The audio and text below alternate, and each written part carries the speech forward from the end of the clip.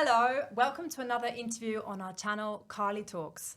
Our guest speaker today is language coach, teacher trainer and dyslexia expert, Bulo van der Poel, who has joined us from Malaga to participate in the last session of the seminar for bilingual coordinators that took place just this morning. Bulo, welcome. Thank you. Thank you so much for coming to Zaragoza and for agreeing to this interview. Could you start by telling me a little bit about yourself and how you became involved in teacher training here in Spain? Yes. First of all, thanks to you. Thanks to CARLEE for having me and for letting me spread the news of dyslexia and ADHD. So I've been living in Spain for about 30 years now. I come from the Netherlands originally. You can see from my surname. And I've always been slightly obsessed by why certain people seem to be unable to learn other languages. Also because I know that from myself, I speak 3 languages fluent, Dutch, English and Spanish, get by a little bit in German and I would say holiday French, more or less. And I know that I've always been a different language learner without knowing then that I'm dyslexic myself. I only realized about 5-6 years ago. This is how I became involved in language coaching, thinking that, hey, this is an emotional thing. This is something to do with emotional intelligence as well, with motivation, goal setting, etc. I studied that a lot, got a degree in that. And then I realized that there was still a certain number of students that I wasn't getting through to. That was like, there's something that doesn't work for these students. Then I got involved for different situations in special educational needs. I took care of a project on dyslexia. And this is when I realized that I'm dyslexic myself, mildly, as well as ADHD. And when I asked the mothers of the children that I would interview and the children themselves, like what's like the most difficult or the worst subject at school, it was like anonymously English. Oh, really? Yeah, anonymously English. And the frustration in their eyes was palpable. It was like utter frustration, like more than frustration, utter frustration. And this is when I realized that there should be something to be done there, because it's not that these kids are dumb. It's not that these kids can't learn the language, because I have. And I know many dyslexics who've learned English as a second language perfectly. And I said, well, this must be something about what we're doing and how we're teaching these kids. So this is how I started researching, developing strategies as well, working with teachers. First of all, with my own group of teachers, we set up a whole dyslexia-friendly language courses, basically, in the school that I worked at, reaching hundreds of students in Spain, Latin America, with amazing results. And that's when more and more teachers in schools reached out and asked me, hey, how do you do this? And then I said, okay, well, let's leave this on the side. And since about a year and a half, I dedicate 24/7 of my time to helping teachers and language schools in becoming dyslexia-friendly and dyslexia-aware. Fantastic. And so do you think having dyslexia, having a diagnosis with dyslexia and ADHD yourself has really been the catalyst behind this all starting? First of all, I'm not officially diagnosed. Okay. I'm unofficially diagnosed. Right. So I always say, do I need this? Well, no, there's many people that have confirmed that, yes, you are. Specialists as well. And then the difference is paying a fee. I don't think I need to pay that fee to know this, to know how I learn. Yeah, no, I think it might be the catalyst for me to do this because I know that I've never had big issues with my dyslexia or ADHD in school. I've always just scraped by as a normal student. But I know that had I known before and had I had accommodations at school, instead of getting 6s and 7s, I would have been a straight A student. Right. And that for me is the difference.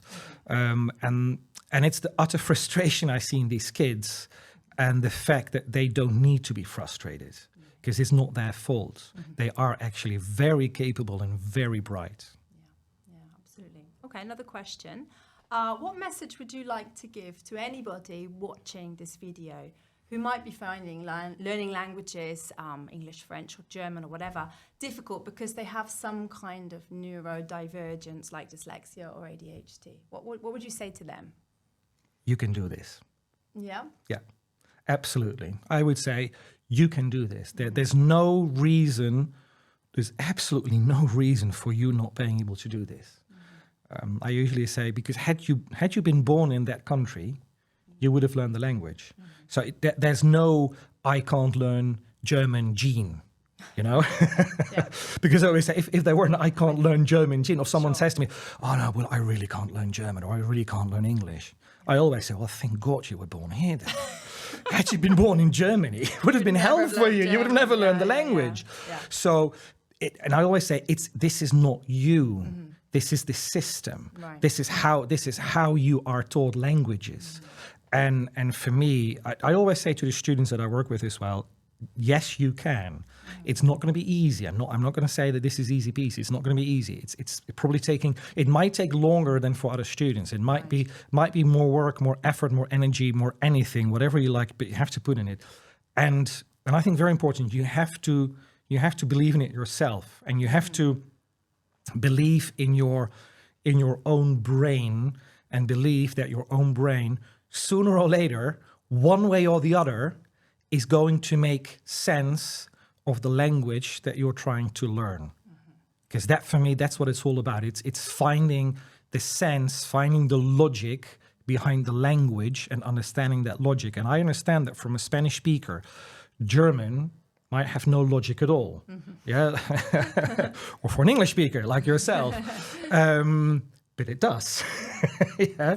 Me as a Dutch speaker, I know it has a logic, but it's that fine logic behind the language, almost philosophical logic, I like to call it, that I believe that dyslexics are better at.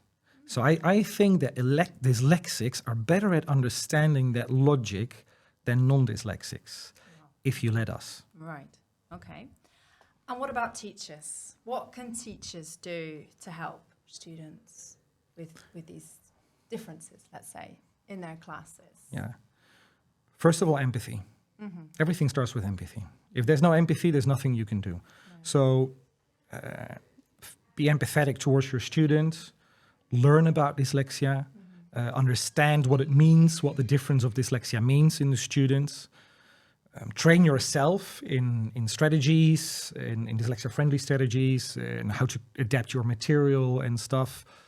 But honestly, the first and maybe most important thing is empathy. Okay, great. Thank you. And finally, the last question I'm going to ask you is, well, the world is changing fast, faster and faster, and people's attitudes towards neurodiverse learners, such as children with dyslexia, are also changing. Yeah. What changes would you like to see happen, say, over the next 10 or 20 years in the world of education? What would you like to change? Wow.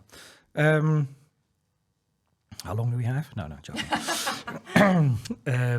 There's this American psychiatrist, I think it is, world-renowned expert in dyslexia, Sally Shaywitz is her name. She wrote a book which is Overcoming Dyslexia. It's like the Bible of dyslexia.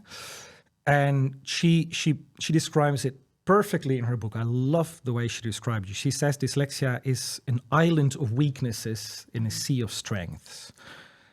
What's been happening so far for the last decades, almost since dyslexia has been discovered as a thing, society almost as a whole, I'm going to say 99.999% of people, so teachers, students, parents, educators, politicians, like diagnosticians, speech therapists, almost everybody. We are always looking at what the student can't do. We're always looking at that island of weaknesses. Yeah, of you can't do this, you can't do that, you're forgetful, you can't read fast enough, you can't write, you make spelling mistakes, etc., etc. We hardly ever look at the strengths. So if only we could just turn, I'm going to say a quarter, turn a quarter and have the same attendance or the same energy of looking at the weaknesses, because it's not about not looking at the weaknesses. They're there. I'm not saying, oh, they don't exist, forget about them. No, they're there and you have to do something with it. But by all means, also look at the strengths. If you look at the World Economic Forum, and they published something very interesting, a list in January this year. They published a list of the 10, I think it was the 10 most important job skills or something that you need. I think it was by 2030 to thrive in the job market. If you look at it, skill number 1, 2, 3, and 4 are all dyslexia strengths. It's all about creativity. It's about adaptability. It's about having a helicopter view, overseeing situations, and it's solving problems. It's all strengths of dyslexic people. So what I would like for the society in general to see is to understand that the solution to, I'm going to say, the majority of today's problems lies in the heads of your dyslexic students. Okay. All right. Thank you very much. Very interesting. And there are a lot of famous dyslexic people. There are in the very, world. very famous A lot of dyslexic people out there. successful Yes, people. absolutely. Okay, Yeah. so we can bear that in mind. Yes. All right. Okay, well, Bulo, it's been really, really interesting talking to you Thank now you. And today, spending the day here in Zaragoza. Thank you so much for taking the time to participate in this interview and for coming all the way from Malaga. My pleasure. To visit us and to take part in our seminar for bilingual coordinators. The whole team at the CARLEE Aragon have been absolutely delighted to meet you. And we all look forward to seeing you again on your courses and webinars and training events on dyslexia and ADHD. And well, finally, sort of personal message, as a language teacher myself and a mother of a dyslexic child, I'd like to take this opportunity to thank you.